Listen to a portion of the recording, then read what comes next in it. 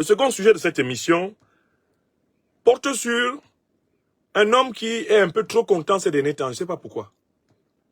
Il s'appelle Nana Akufo-Addo. Il est le président de la République du Ghana. Il est très content, notamment depuis qu'on lui a épinglé ici sur la poitrine une médaille française.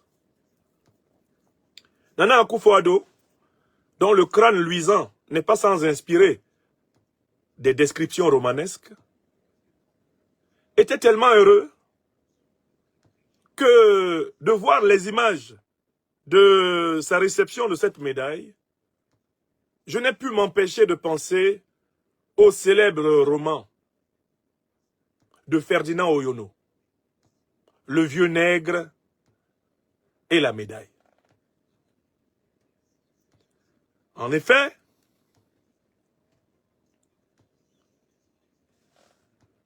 Nana Akufo-Addo se comportait comme si cette médaille lui avait enfin donné un statut d'être humain et qu'avant, il aurait été peut-être un homme de Cro-Magnon ou un australopithèque surclassé.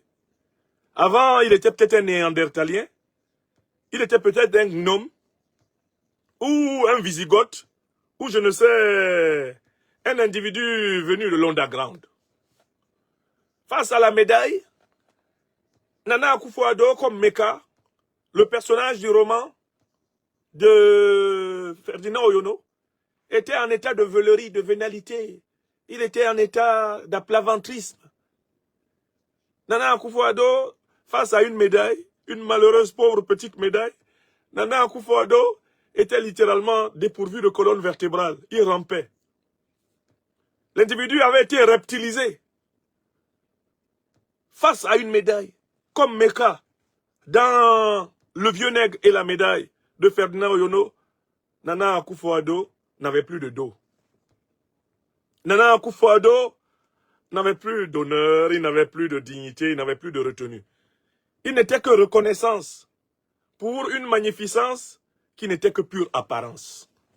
Écrivez ça. Nana Akufo-Addo n'était que reconnaissance pour une magnificence qui n'était que pure apparence. Nana Akufo-Addo n'était que évanescence. Il n'était qu'évanescence. Devant une reconnaissance qui n'était que pure apparence.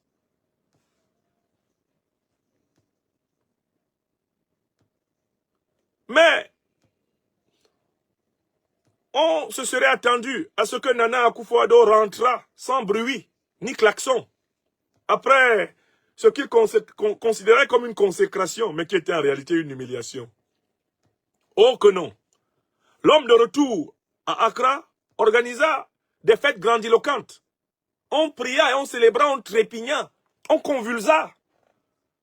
Parce que Nana Akufo-Addo avait reçu une médaille à Paris. Astaghfirullah, Zappa Baba, Aloktara, Bebele Zamba, Zayen Mzam. Ha! Parti Sangana. Nana Akufo-Addo rentre au Ghana, on organise la fête parce qu'il a reçu une médaille à Paris. Les médailles que les Sartres, Jean-Paul ont jetées là-bas. Allah. On but force whisky ghanéen. On ingurgita des litres entiers de vin de palme. Certains enivrés faisaient ressortir le précieux nectar par leurs narines. D'autres, complètement avachis et écrasés par les quantités d'alcool qu'ils avaient bu, pissèrent dans leurs frocs et s'endormirent dans les caniveaux d'Accra. Ils fêtaient la médaille de Nana Akufo-Addo à Paris. Nana Akufo-Addo à Paris a eu sa médaille. Le vieux nègre a eu sa médaille. Cet individu fit tuer force agouti, porc-épic, serpent, on braisa du poisson, on fit toutes sortes de sauces, on pila du foutou sur des milliers de kilomètres et des boules goulues de foutou trempées dans la sauce gombo et dans la sauce arachide. Et dans la sauce à l'huile rouge épicée. Toutes ces choses-là furent englouties. D'immenses glouglous recouvraient le Ghana d'Accra à Koumassi pour la médaille de Nana Akufo-Addo. Nana Akufo-Addo a eu une médaille à Paris. Et Djaoulade, comme disent les Ghanéens, Aourade, hein? On fit sonner les cloches, même des cimetières. Les morts furent ressuscités pour participer à la fête. Chacun voulait voir la médaille. La fameuse médaille. Tant qu'on ne l'avait pas vue, on crut que c'était quelque chose d'extraordinaire. Le Ghana, je vous le rappelle, s'appelait autrefois la Gold Coast, c'est-à-dire le pays de l'or. Dans ce pays, pour impressionner quelqu'un avec un objet, il faut particulièrement avoir du cara. Mais, quand les Ghanéens, enfin, tombèrent nez à nez sur l'objet qui avait été épinglé sur la poitrine de leur président, et qu'ils se rendirent compte que ce n'était même pas un objet qui avait le nombre de carats qu'on trouve dans une famille ghanéenne normale, que l'objet ne valait même pas un vrai kita ghanéen. Les Ghanéens pleurèrent. Jean chapitre 11, verset 35. Ghana pleura. C'était donc pour ça. Pour ce menu objet métallique froid. Cette incongruité visuelle. C'était donc pour ça. Pour cette fistule quelconque. C'était donc pour ça que Nana Akufo-Addo avait pris l'avion aux frais du contribuable ghanéen pour se rendre à Paris. On pleura abondamment, d'abord de joie quand on n'avait pas encore vu la médaille, ensuite de colère et de honte quand on l'avait vue. La médaille n'en valait pas la peine. Et Djaoulade, Ghana a tombé. Ghana a tombé, tombé fini. Diraient les prostituées ghanéennes de Trècheville. J'ai regardé toutes ces choses-là, j'ai dit, bon, je vais en parler à l'Afrique des libertés. Je ne sais même pas comment je vais leur parler de ça. Si je en parle sérieusement, ils vont penser que je parle de quelque chose même de tellement important. Pourtant, c'est un vieux nègre qui a eu sa médaille. Un rituel néocolonial en plein 21e siècle. Une récompense aussi stupide que la nomination de Macky Sall, que Macky Sall a jeté au caniveau. Vous savez, Macky Sall, on l'avait nommé représentant machin. Quand on l'a fatigué l'autre jour avec ça, depuis le Maroc, il a pris la nomination là, il a jeté ça au caniveau. Ne parlez plus de ça. Waouh, je veux plus de ça. Non, lui aussi, il avait cru qu'on l'avait nommé dans quelque chose. Quand on l'avait nommé là, il pensait que c'était quelque chose. Je crois que Macky, t'es où, Macky? Il a gratté la nomination qu'on lui avait donnée là. Il a vu qu'il n'y a rien dedans. Quelqu'un l'a appelé le matin. Bon, président Macky Sall, vous êtes attendu à Lisbonne dans 3 jours. Vous pourrez tenir un discours pour encourager à la bonne marche des organisations internationales. Macky Sall dit, j'en ai rien à foutre. D'ailleurs, je démissionne de cette fonction de merde. Il n'aurait jamais dû l'accepter. Je me suis fait avoir. Macky Sall, occupé à perdre les élections à Dakar, s'est énervé, il a jeté la nomination qu'on lui avait donnée. Encore un vieux nègre qui abandonne sa médaille. Bon, écoutez, maintenant, l'aspect sérieux du sujet que j'aborde, c'est que Nana Akufo-Addo, après avoir organisé toutes ces fêtes-là, les gens ont bu, les gens ont mangé, les gens ont roté, les gens se sont enivrés, ça a été orgie et beuverie. Après tout ça là, le monsieur ne se tait pas. Il convoque la presse française pour faire une interview. Et là, il va débiter des énormités que vous allez entendre. Monsieur Nana Akufo-Addo, le journaliste là, comment il s'appelle? Ousmane Ndiaye. Encore Ousmane Ndiaye. Ce journaliste France-africain interviewe donc Nana Akufo-Addo. Très fier de sa médaille, quoi. Donc là, ça s'appelle le service après-vente de la médaille du nègre. Écoutez la conversation entre Ousmane Diaye, grand journaliste france-africain, et Nana Akufo-Addo. Aujourd'hui, ouais. Le Mali, le Niger, le Burkina se sont retirés de la CEDEAO. Est-ce que ça ne remet pas en cause l'avenir de l'institution? Le Ghana, je rappelle, est un des pays importants de la CEDEAO. Bien sûr, ça remet en cause l'institution. C'est très inquiétant. Et il faut qu'on trouve une solution. Ça, c'est les pays fondateurs de la CEDEAO. Mali, Niger, Burkina Faso. Hein? Et s'ils ont retiré, ça veut dire qu'on doit revoir comment faire marcher cette institution. Hein? Et c'est important qu'on réussisse à trouver une solution. Parce que l'avenir de nos pays en Afrique, son intégration, ce ne sera pas un avenir vraiment positif. Il faut l'intégration de nos économies, il faut l'intégration on voit partout dans le monde cette agrégation, cette agglomération des pays. Et l'Afrique ne peut pas être l'exception. Vous pensez que le Mali et tous ces pays-là, de l'AES, comme on dit, peuvent revenir au sein de la CEDEAO? À un moment donné, je pense que ce sera possible. On verra bien. L'histoire nous montre beaucoup de choses. Mais je pense que pour eux-mêmes, ils vont voir que c'est beaucoup mieux d'agir au sein de la CEDEAO, d'agir comment on dit, outside, à l'extérieur, en dehors de la CEDEAO. Alors je suis optimiste. Ce sera pas facile. Ce sera pas facile, mais je pense que c'est important qu'on trouve une formule qui leur permette de revenir au sein de la CEDEAO. Bon. Alors, ça, c'est ce que je voulais vous faire écouter. C'est-à-dire que le type, vraiment, il ne va pas bien. Et il finit, excusez-moi, il finit par dire ce que vous avez entendu. Il faut qu'on trouve une formule pour amener le Mali, le Burkina et le Niger dans la CEDEAO. Je suis convaincu que le Mali, le Burkina et le Niger, ça sera possible, on va les ramener dans la CEDEAO. Il ajoute encore, la CEDEAO perd de sa valeur sans le Mali, le Burkina et le Niger. Bon, quelle analyse est-ce que je fais de ces propos? D'abord, c'est un homme qui est complètement sur la lune, parce qu'avec sa médaille, il doit se prendre pour un individu supérieur. Il croit qu'il est le Nostradamus de la politique ouest-africaine. Bon, ça, passons.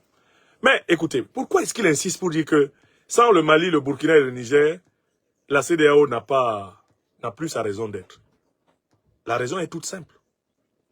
C'est que la CEDEAO, notamment depuis 1991, a été détournée de l'usage qui devait être celui de la facilitation de l'intégration économique des peuples ouest-africains pour devenir un instrument néocolonial pour la France-Afrique et pour l'impérialisme de l'OTAN. Donc, la CEDEAO ayant été détournée à partir du moment où elle a été politisée par l'Alliance occidentale, eh bien, dès lors que 3 pays de cette ampleur échappent à la CEDEAO, sa véritable fonction que les néocolons français et les impérialistes occidentaux lui ont assignée, cette fonction n'est plus remplie. Vous voyez comment il faut comprendre ça? Ce que Nana Akufo-Addo dit.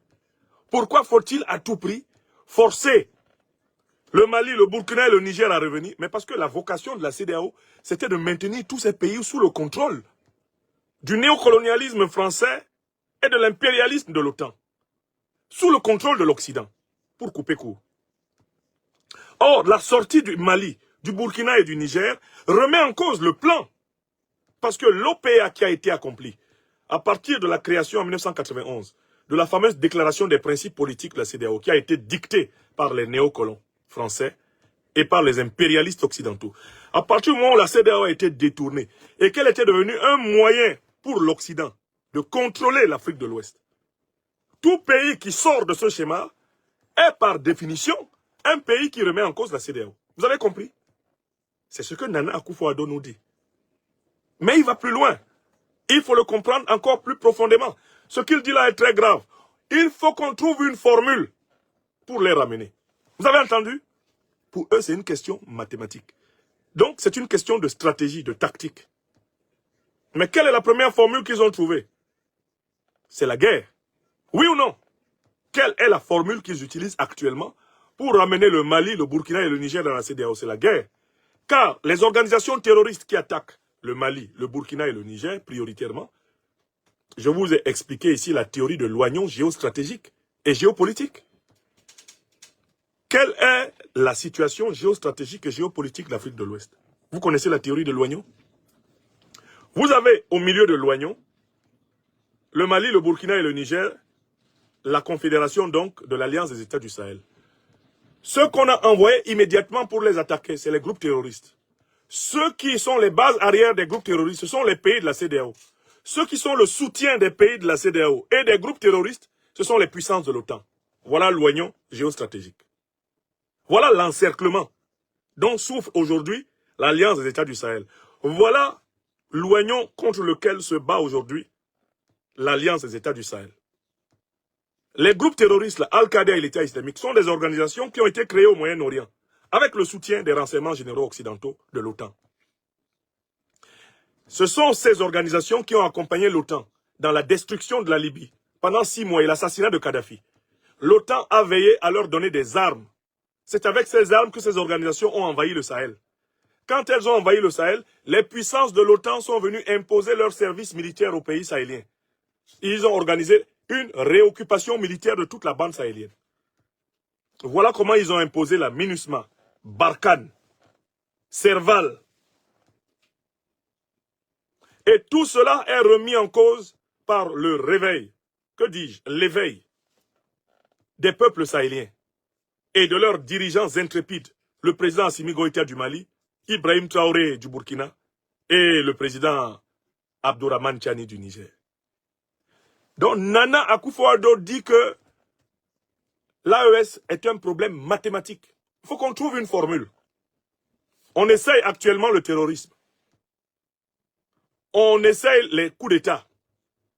On a même envisagé de mettre en place une force de la CEDEAO.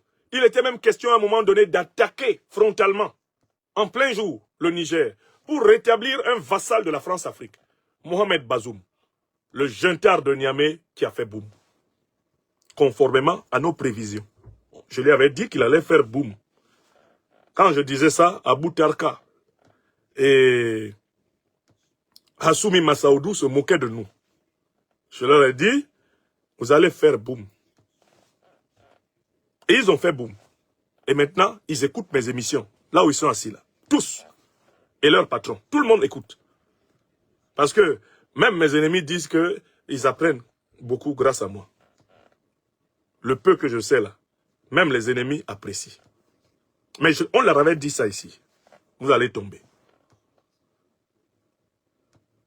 Oui. Donc Nana Akufo-Addo dit que la CEDEAO est à la recherche d'une solution. Militaires, terroristes, ils ont essayé, ils sont encore en train d'essayer. La CEDEAO a essayé d'utiliser des stratégies économiques. Vous avez observé? Les sanctions du 9 janvier 2022 contre le Mali, qu'est-ce que c'était? C'était une attaque économique. Toutes les privations, tous les blocages de fonds, toutes les difficultés qui sont faites contre le Mali, le Burkina et le Niger, dans les institutions financières régionales et internationales. Quel était le but? Ça faisait partie de la stratégie. C'est ce que Nana Akufo-Addo appelle la formule. Leur formule, c'est bien souvent les attaques militaires, soit frontales, soit indirectes, à travers des organisations terroristes, des rébellions et des coups d'État, soit des attaques financières, économiques. On essaye de vous assécher, de vous asphyxier financièrement. Leur formule, c'est quoi? C'est des attaques médiatiques. Il y a une guerre médiatique. Ils ont appelé ça eux-mêmes la guerre informationnelle.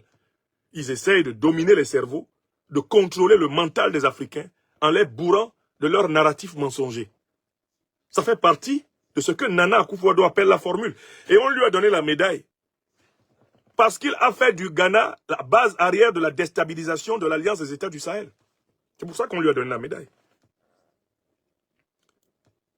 Des enquêtes de l'Union européenne ont reconnu que les autorités ghanéennes protègent exprès des groupes terroristes dans leur territoire.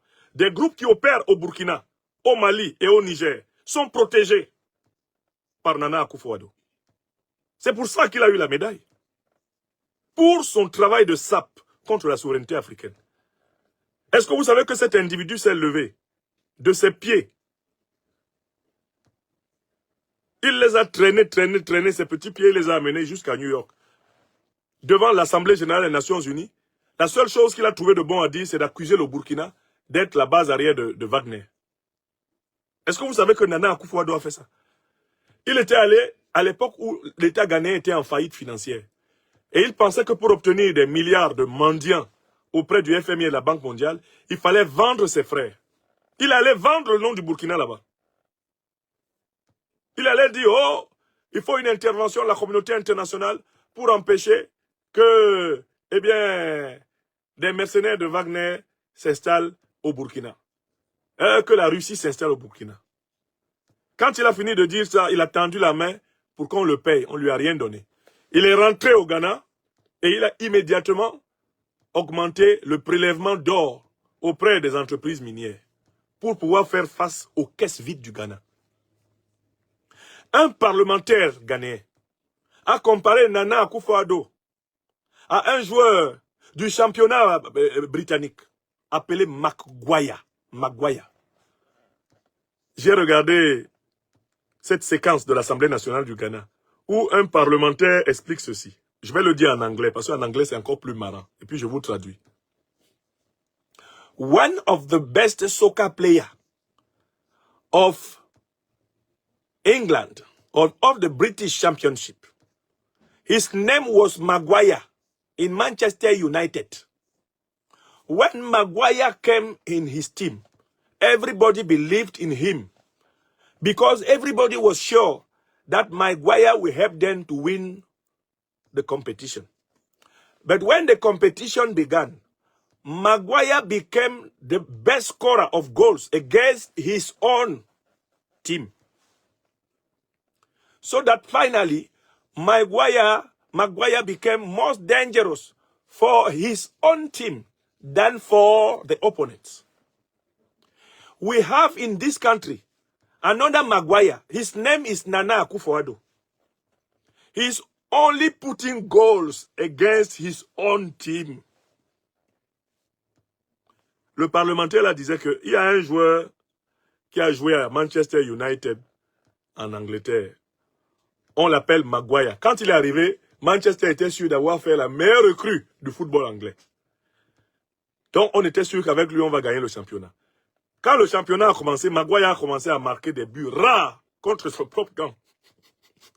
Maguire a commencé à marquer des buts tellement étonnants contre son propre camp que le coach disait, je vais le laisser jouer la prochaine fois parce que s'il peut marquer comme ça contre nous, c'est-à-dire que contre l'adversaire, il peut faire des miracles encore plus élevés. Mais plus le coach donnait à Maguire sa chance, plus Maguire remplissait le but de son propre camp de but. Il devint le meilleur buteur de l'équipe, mais contre son camp. Et le parlementaire ghanéen de dire, le meilleur buteur du Ghana, contre le Ghana là, s'appelle Nana Akufo-Addo. Le monsieur que vous voyez là, Nana Akufo-Addo, c'est Maguire. He is that Maguire I'm talking about. Je dis que quand j'ai regardé cette séquence de la télévision ghanéenne, du Parlement ghanéen, je suis tombé de ma chaise. Tellement le parlementaire là c'était un narrateur hors pair. Quand il te raconte ça, toi-même, tu vois comment Maguire est en train de talonner un ballon à dégager. Le gars talonne ça.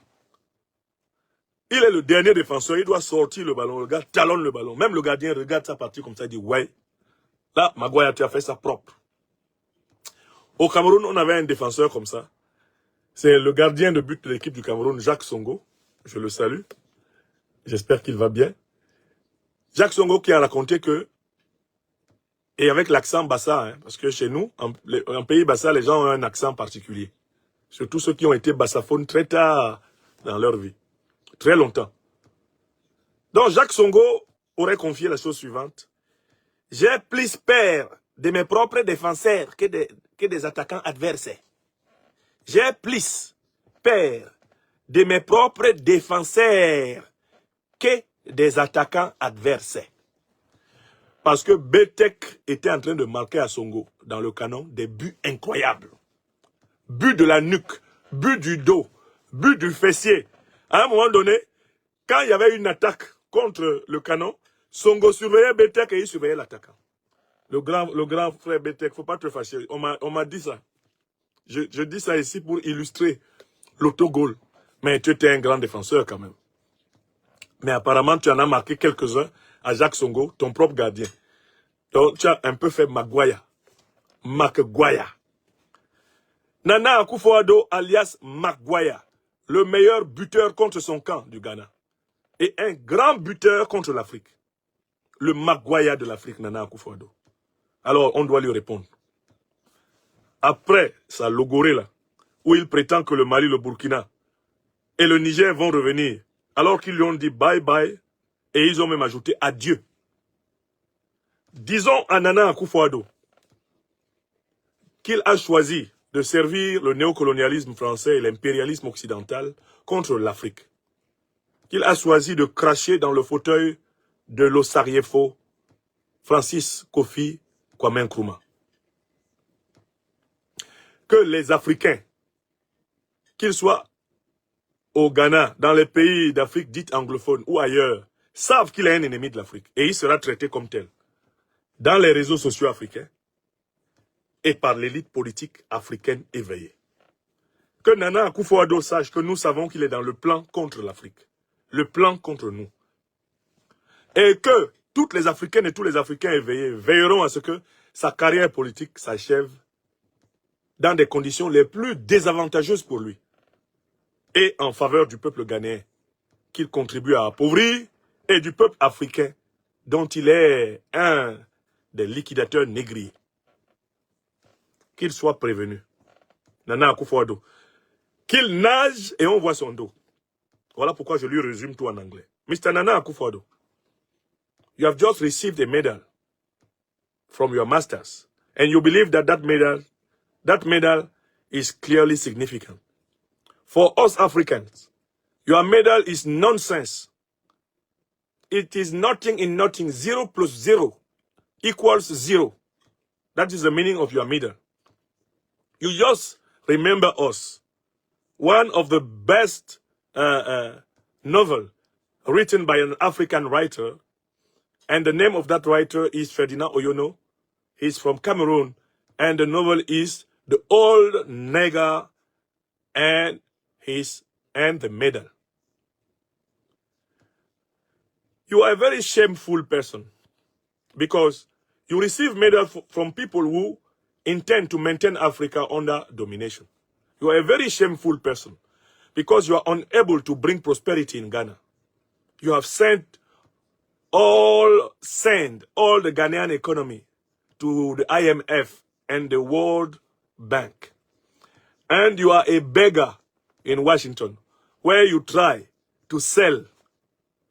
You have sold all your people and you are trying to sell African people to obtain some help for your fake policy in Ghana.